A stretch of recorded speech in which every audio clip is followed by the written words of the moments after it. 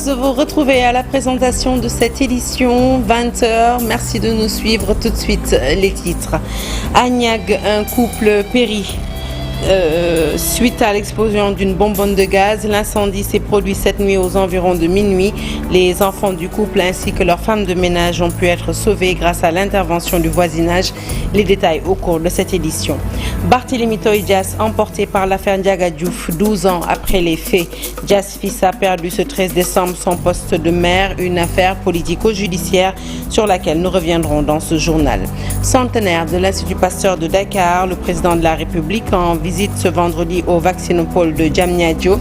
L'Institut d'une capacité de production vaccinale de 3 000 millions de doses par an et selon le chef de l'État, un grand pas de plus franchi vers la souveraineté sanitaire.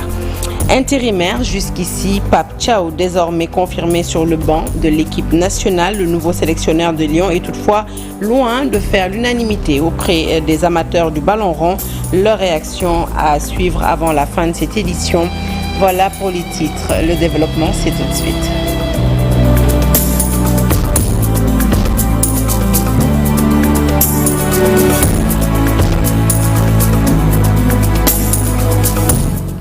Bonsoir à toutes et à tous, un journal que nous ouvrons tout de suite avec ce drame qui s'est produit hier tard dans la soirée à Niague, environ à 40 km de Dakar. Omar Kharisek et sa femme Khady Diouf ont perdu la vie dans un incendie qui s'est produit ce vendredi.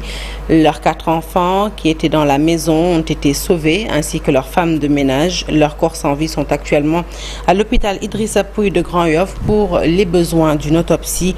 Cette tragédie a plongé les habitants des HLM 3 Darou Salam de Niague dans les mois et nous reviendrons certainement sur ce drame avec le témoignage d'un habitant justement qui a fait partie des sauveteurs. Barthélémy Dias n'est plus maire de Dakar, une révocation qui fait suite à sa condamnation définitive dans l'affaire Ndiaga Diouf. Ce feuilleton judiciaire, vous le savez, aura duré 12 ans. Il a finalement emporté le premier magistrat de la commune de Dakar. La rédaction est revenue sur cette affaire politico-judiciaire aux nombreuses péripéties et le récit est signé d'Issa Prera. Barthélémy Dias, qui perd son mandat de conseiller municipal et qui par ricochet va lui enlever sa casquette de maire de Dakar. Mais c'est comme si Barth avait senti venir. Dans une conférence de presse qu'il a tenue il y a quelques jours, il faisait état d'un forcing des autorités étatiques pour le faire sauter de son fauteuil. Mais tout est parti de l'affaire Ndiaga Diouf. Nous sommes en décembre 2011. Un affrontement entre nervis du Parti démocratique sénégalais et Barthélémy Dias à la mairie de Mermoz Sacré-Cœur. Il s'en est suivi la mort de Ndiaga Diouf. Puis le procès, Barthélémy Dias est condamné à 2 ans de sursis et 6 mois ferme. En son temps, beaucoup d'élus locaux du Parti socialiste et de la paix avaient pris fait et cause pour le maire et même plus tard, Ousmane Sonko a été d'un support important pour Barthélémy Dias. Avec le temps, les deux amis ont fini par se séparer et même à s'affronter par militants et presse interposés. On se rappelle de leur dernière confrontation lors de la campagne électorale à Saint-Louis et à Koungheul. Aujourd'hui, l'histoire se répète sous le soleil. Hier, Khalifa Sall et Macky Sall. En 2024, Barthélémy Dias et Ousmane Sonko. L'avocat de Ndiaga Diouf peut enfin retrouver son souffle. Le dossier du défunt est clos. Les avocats du maire de Dakar ont déposé le chèque de plus de 25 millions sur la table de Maître Pape Morgnan. Mais la famille de l'ancien lutteur n'est pas encore rentrée dans ses fonds, affirme la robe noire. Une victoire historique de l'avocat inconnu du grand public. Je vous propose de l'écouter. Ses propos sont recueillis par Habib Faye. Oui, mais c'est une victoire par rapport quand même à une bataille juridique qui a été menée. Oui, parce que l'objectif recherché était atteint. Bon, on a eu gain de cause comme on le voulait. Mais effectivement, ses avocats m'ont remis un chèque du montant de la condamnation. Un chèque de combien?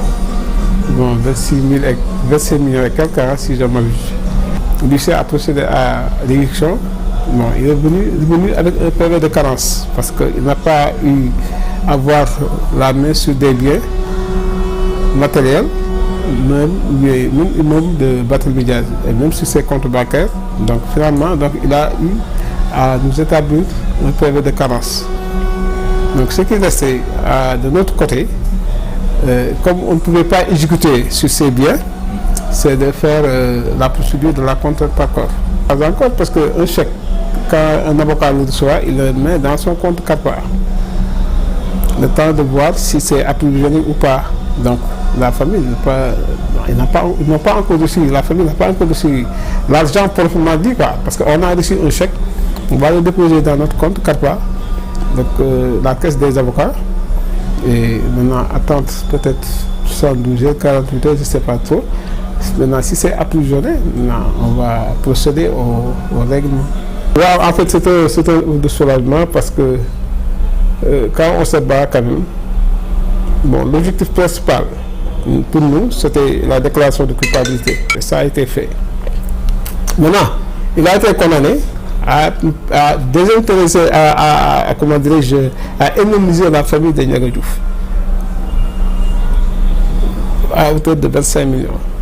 Il est vrai que c'est une somme qu'on n'a pas demandé, on avait demandé plus que cela. Mais c'est la justice qui a estimé que c'est cette somme qui revient de droit à la famille.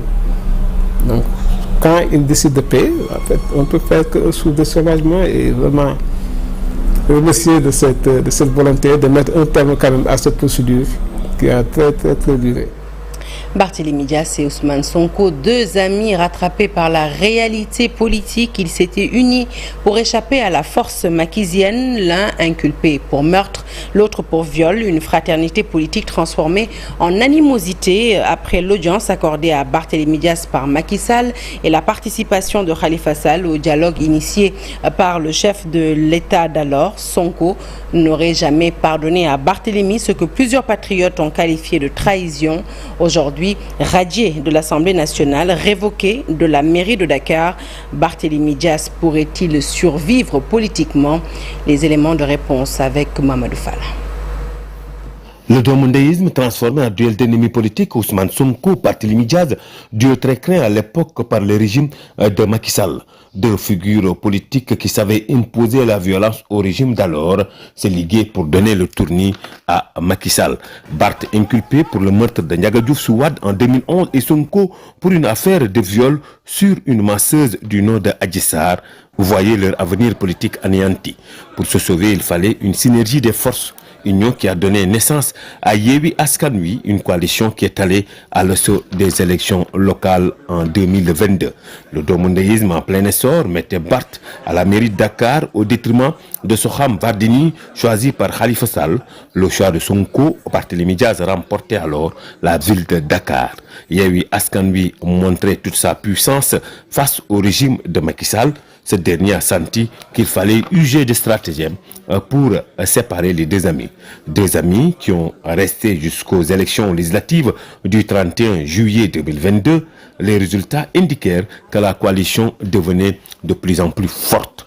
Elle avait obtenu 1 071 139 voix derrière Benno Bokk Yakaar qui avait obtenu 1 518 000 voix 137.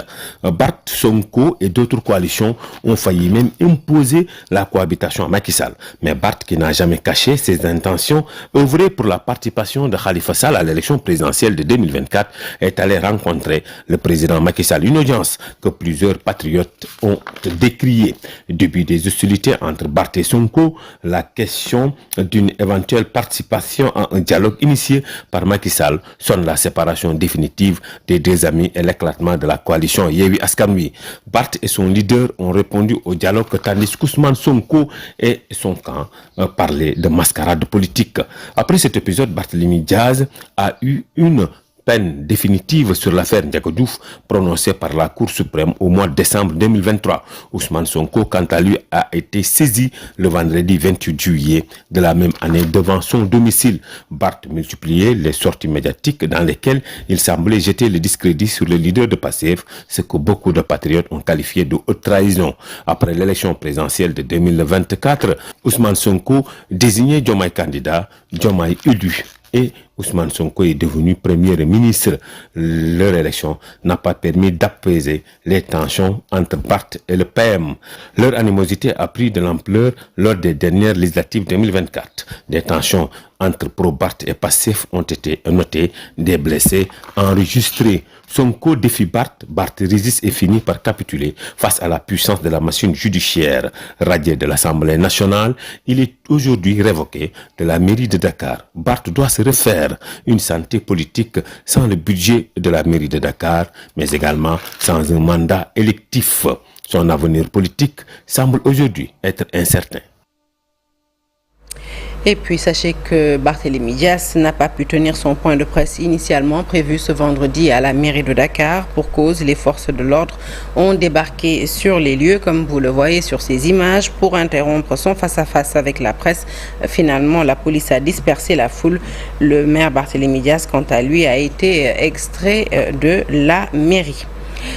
À l'Assemblée nationale, les députés sont convoqués en séance plénière ce samedi 14 décembre à 10h. Ordre du jour, ministère de la Justice, projet de loi numéro 13-2024 portant révision de la Constitution, projet de loi numéro 14-2024 portant abrogation de la loi organique numéro 2012-28 du 28 décembre 2012 portant organisation et fonctionnement du Conseil économique, social et environnemental et la loi organique numéro 2016-24 du 14 juillet 2016 relative à l'organisation et au fonctionnement du Haut Conseil des collectivités territoriales. Et puis toujours l'Assemblée nationale, sachez que le budget du Sénégal pour l'année 2025 est arrêté à 6 614 milliards de francs CFA. On note un déficit de 7% dans ce budget 2025 puisque l'État devra chercher à compléter 1600 milliards. Pour plus de détails, je vous propose d'écouter notre confrère Macoumba Bey, chef du desk économie de la Radio Futur Média. Le budget du Sénégal pour l'année 2025 est arrêté au montant de 6 614 milliards, c'est-à-dire 859 milliards de plus que celui de l'année dernière, c'est-à-dire en 2004. Cela peut s'expliquer par le fait que la présentation est différente que celle qui a été faite l'année dernière, puisqu'on y avait inclus les charges de trésorerie. C'est pourquoi certains sont surpris de voir que cette fois-ci, le budget n'a pas atteint les 7 000 milliards comme c'était le cas l'année dernière. Alors, il y a un déficit de 7% pour le budget de 2025, puisque le gouvernement devra aller chercher 1600 milliards pour le compléter. Ensuite, il y a une information de taille qui est contenue dans cette présentation, c'est-à-dire les intérêts de la dette pour l'année 2025. Ils sont estimés à 932 milliards que le Sénégal devra payer, comparé aux 578 milliards de l'année précédente, c'est-à-dire l'année où nous sommes présentement, 2024. Une évolution de 61%, une grosse évolution donc. Pour ce qui concerne les investissements sur ressources externes, c'est-à-dire les prêts que nous avons contractés auprès des bailleurs et que le Sénégal devra pouvoir mettre cette fois-ci dans ses projets, dans son budget, ils sont passés de 445 milliards pour 2024 à 1032 milliards pour 2025. Ce qui veut dire qu'on doit pouvoir s'attendre normalement à un démarrage de beaucoup de projets qui étaient à l'arrêt ou qui n'avaient pas commencé encore, qui n'avaient pas connu un début d'exécution. À Ziguinchor, les étudiants sommés de reprendre le chemin des amphithéâtres sous peine d'une invalidation de leur second semestre 2023-2024. La coordination des étudiants a fait face à la presse pour réitérer le maintien de son mot d'ordre de grève illimitée, une annonce qui avait été faite un peu plus tôt dans la journée via un communiqué du conseil académique de l'université Assane Seck de Ziguinchor. Les détails, c'est avec Boubacar Diassi et Lamine Mondjan.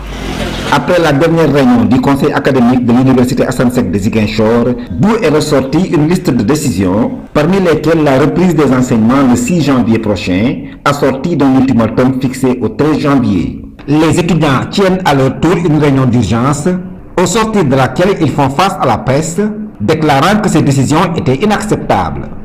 Ce sont des décisions arbitraires, selon nous, parce qu'on ne peut pas comprendre. Au moment où nous parlons, on attendait l'ouverture parce qu'on avait mis sur la table des revendications. Ils sont venus aujourd'hui pour nous imposer des sessions uniques, des années invalides, des menaces qui sont des menaces à l'endroit des étudiants. Et je pense que ceci n'est pas acceptable. Ce sont des décisions arbitraires, des décisions antidémocratiques. Les étudiants rappellent que l'année académique 2023-2024 est déjà catastrophique. Les résultats du premier semestre sont sortis. Il y a des classes qui n'ont même pas 20% de taux de réussite. À ce niveau, des décisions d'annulation ou encore de session unique ne devraient pas être en tout cas d'actualité. Donc on aura un taux de décrochage très élevé à l'université qui sera empiré en fait par cette situation-là. Ils n'excluent pas de maintenir leur mot d'ordre de grève. On va veiller sur nos conditions de vie et sociales. Si on ne doit pas reprendre les cours, on va le dire à tout le monde. Mais ce qui est nécessaire est que, en tout cas ce qui est urgent actuellement, c'est le conseil académique a pris la décision de nous imposer une session unique. Nous, on est catégorique là-dessus. On dit niet, on ne va pas faire session unique. On ne va pas également faire une année invalide. C'est dire que les médiateurs internes et externes ne devraient pas encore ranger leurs bâtons de pèlerin.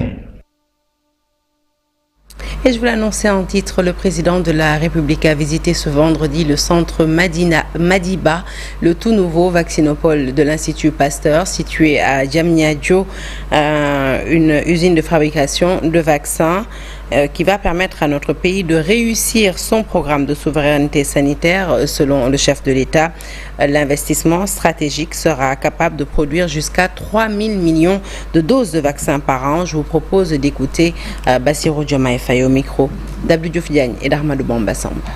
Le centenaire de l'Institut Pasteur de Dakar est donc pour moi une opportunité de saluer le parcours exceptionnel de cette institution, mais également de jeter un regard résolu sur l'avenir, sur ce que nous construirons ensemble pour garantir la souveraineté sanitaire du Sénégal et de notre continent.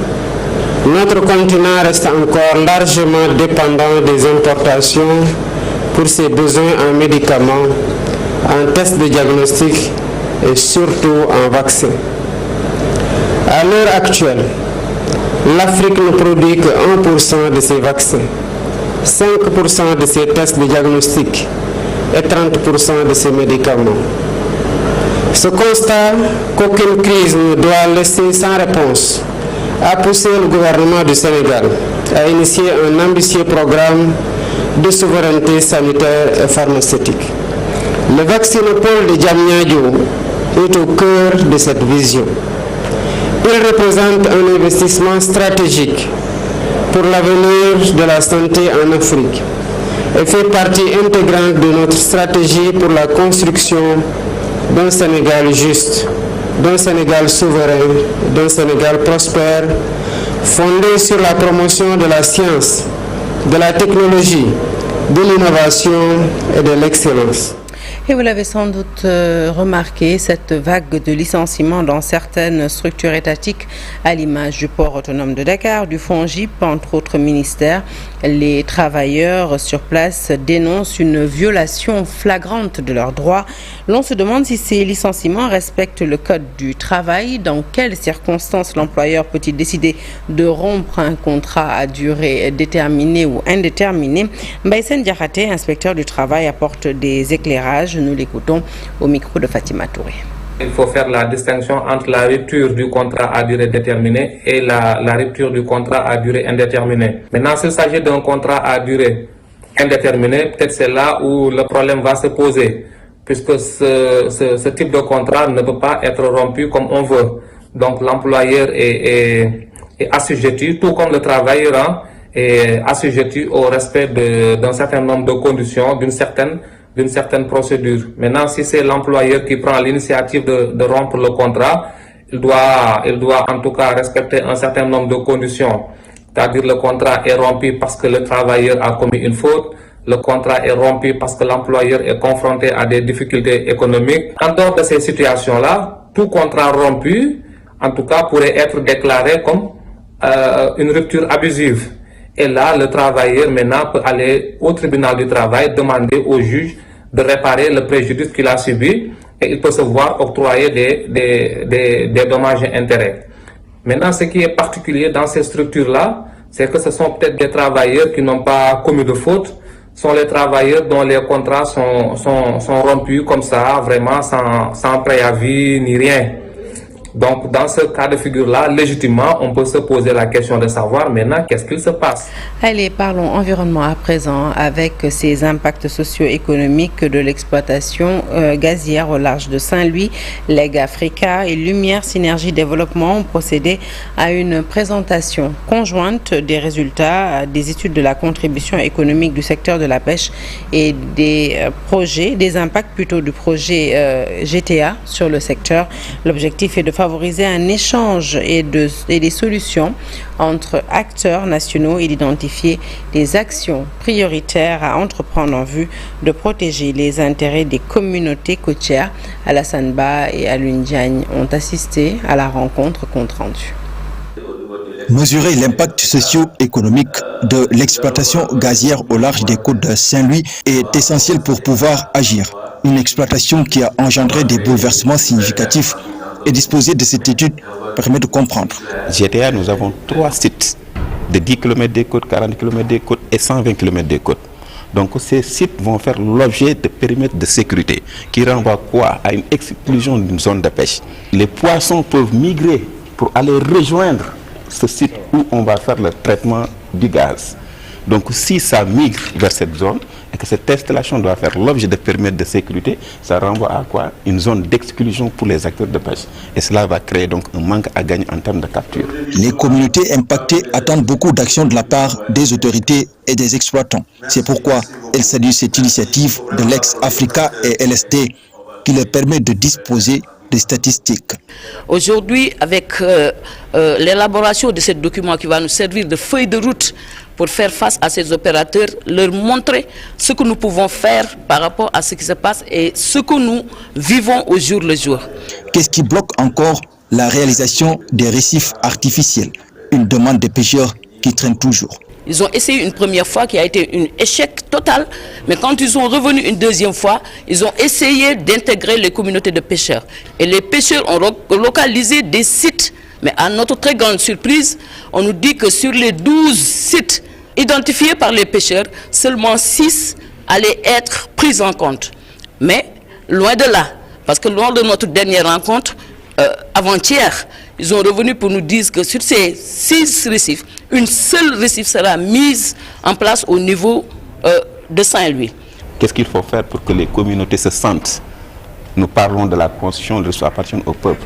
Mais quand nous revenons sur les questions d'externalité, en question d'impact, on ne peut pas aujourd'hui, supposons, comparer Saint-Louis, communauté pêche, par rapport à Tambacounda en termes d'impact. Il va falloir donc comprendre ces enjeux pour prendre des mesures idoines qui répondent aux attentes aussi des communautés face à cette exploitation. Les communautés de pêcheurs veulent être impliquées dans les négociations et d'après elles, il est possible de concilier pêche et hydrocarbures si nous développons les bonnes pratiques et que les droits des communautés soient garantis.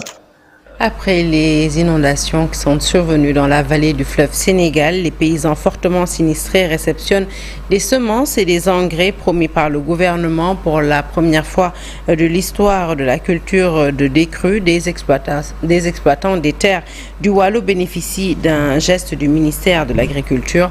Face aux sinistres, les paysans peuvent déjà se lancer dans la présente campagne, espérant compenser ainsi la baisse de leur production cette année. Le point, c'est avec Ali Bandagnan. Transformer la contrainte en une grande opportunité, la volonté du ministère de l'Agriculture est bien claire. Malgré ces nombreuses victimes, la crue exceptionnelle de cette année offre bien de grandes perspectives. Après le retrait des eaux, des milliers d'hectares de terres de culture du Waalo.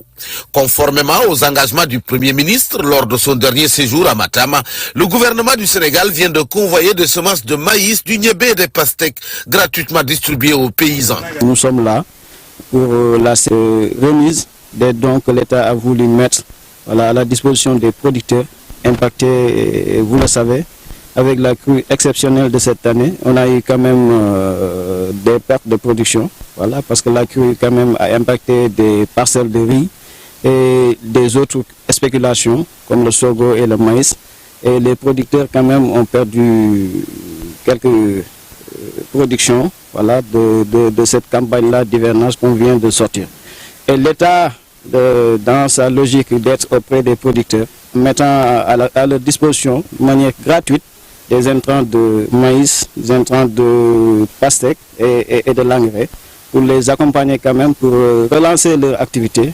Une première dans l'histoire de la culture de Decru à Matam. Au même moment, la SAED, qui compte dérouler un programme spécial de contre-saison pour compenser des milliers d'hectares perdus, est en train de suivre le début des récoltes des rizières. En tout cas, on remercie un peu l'acte par rapport à cet événement, le mettre gracieusement aussi des semences, comme l'a dit le directeur, pour l'ensemble des producteurs de Matam, tout en cherchant on est sorti d'une crise qui était un peu difficile, l'hivernage passé, mais alhamdoulilah, avec cet appui, je pense que les gens pourront se relancer, comme l'avait dit le directeur. Bon, en dehors de ça aussi, je pense qu'il y a encore des efforts à faire, surtout en ce qui concerne les aménagements qui sont un peu en dehors de cette saison. En tout cas, on va en tout cas accompagner, faire le maximum pour que les gens puissent vraiment emblaver encore d'importantes superficies en termes de production rizicole dans la région de Matam. L'intensification et la diversification des cultures pour faire face à de réels risques d'insécurité alimentaire dans une région qui a fortement subi les conséquences d'une catastrophe naturelle. C'est une vidéo publiée sur les réseaux sociaux cette semaine qui montre une femme affirmant avoir été violentée par son ex-mari. Elle déclare avoir subi des coups et blessures malgré leur divorce prononcé il y a tout juste un an. Après une visite médicale, le médecin lui aurait prescrit 15 jours de repos, mais cette dernière a tout simplement choisi de reprendre son activité dans son salon de coiffure situé à Grand Yoff. Notre reporter Abdoulaye Diop lui a rendu visite. Reportage.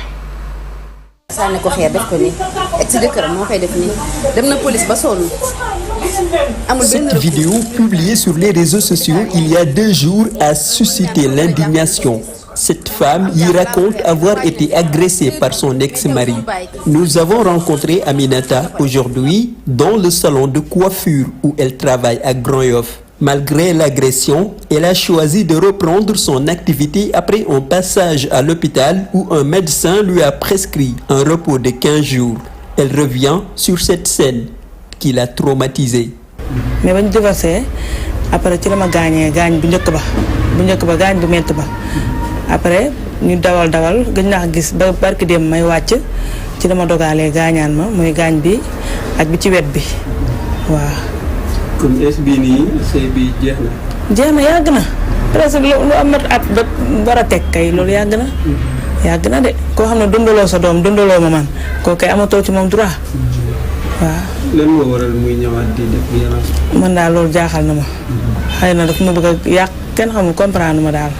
Elle raconte qu'elle s'est mariée depuis 5 ans et a un enfant de 4 ans avec son mari, mais depuis son premier divorce, elle ne cesse d'être harcelée par son ex-mari. Bu la bëggee delluwaat ak yow xanaa dina def kii bu nekk pour delluwaat ak yow mais kooku jubalul pour loolu moom daf may tout le temps fu ma fekk daf may bëgg dama humilier dama toroxal dama gaañ bu ma du jotul si sama jëmm day jot sama alal yóbbu ko. Nii ci beneen sëy léegi wala moom. Kan moom non wóoruma nag parce que man sama bopp rek laa lijjanti wax dëgg xaw ma woon sax ci lu mu nekk. La patronne du salon explique avoir été surprise par cette scène. mu xëy si un jour yaram bi fu nekk di xonk blessure yi fii le visage enflé j'ai pas compris man ko yow li lan la woon ma sama jëkkër ma doon seer moom ko def ma ne ko ah bon c'est la première fois ma non tàmm na dama koy def ma ne ko ah yow an sa waa kër kon mun ma ñoom mun ma gisuma ni jàppale nañ ma daal parce que waa ji ragalul dara chaque fois bu ma defee dara du ko dal. Nous avons tenté d'obtenir le numéro de l'ex-mari pour recueillir sa version des faits, mais Aminata affirme ne pas l'avoir. Elle ajoute qu'après l'agression, son ex-mari aurait pris la fuite.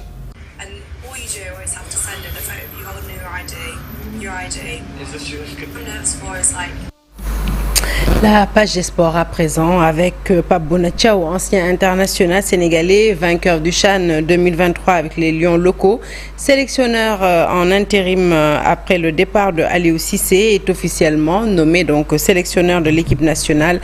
L'information a été donnée par le comité exécutif de la Fédération sénégalaise de football, une décision qui marque le début d'une nouvelle page dans l'histoire du football sénégalais. Nous écoutons Seydou Sané, porte-parole de la la Fédération sénégalaise de football. Il nous en dit plus au micro de Mamadou Ndiaye. Le comité exécutif, à l'unanimité, a retenu la candidature de Pape Bouna Thiaw comme entraîneur de l'équipe nationale A. Alors ce choix se justifie entre autres de l'état des services au niveau des différentes sélections nationales avec une victoire au CHAN et une qualification obtenue de manière convaincante à la CAN Maroc 2025. Et non seulement par rapport à ces services rendus, Pape Bouna Thiaw répond aux critères fixés par le comité exécutif. À présent, l'avis des amateurs du ballon rond, notamment du journaliste sportif Pape Lamine Ndour. Selon lui, Pape Thiaw aurait dû attendre au moins 2 ans pour mieux se préparer. Il souligne également l'importance pour Thiaw d'améliorer sa communication, surtout en temps de crise. Nous l'écoutons. Mais aujourd'hui, Pape Thiaw qui prend les rênes de l'équipe nationale sera vraiment devant un défi titanesque. Pourquoi je dis devant un défi titanesque? C'est un peu risqué de sa part. Pourquoi c'est risqué? Parce que non seulement c'est sûr que les objectifs qui lui seront assignés sera la qualification à la Coupe du Monde, ce qui ne serait pas un problème, parce que le Sénégal est très bien parti. Après, sans doute, on lui assignera également un objectif de disputer la finale de la CAN 2025, ce qui sera très difficile pour le Sénégal, étant donné les grandes nations de football qui se sont qualifiées. En plus, la coupe qui se déroule au Maroc. Si j'étais son conseiller, je lui aurais suggéré d'être encore adjoint pour 2 ans, grandir encore dans l'environnement et parfaire également sa communication, parce que jusqu'à présent, Pape a un problème de communication. Des fois, il ne sait pas trop bien sortir ses idées. Et à un certain moment, le sélectionneur national est confronté à des questions qui sont extrêmement agressives, extrêmement pièges, et qu'il faudra s'en sortir. Toutes nos félicitations au sélectionneur national Pape Thiaw. Du football plutôt, nous passons au basketball avec ce quart de finale de la Coupe d'Afrique des clubs champions. Au bout du suspense, l'AS Ville de Dakar a renversé REC du Rwanda après prolongation sur le score de 61-57. En demi-finale, l'équipe championne du Sénégal va rencontrer Al Ahly d'Égypte et ce sera donc demain, ce samedi. Voilà qui met fin à ce journal que je suis ravie de vous avoir présenté. L'actualité se poursuit sur toutes nos plateformes digitales et restez avec nous tout de suite, la deuxième partie du Soir d'Info.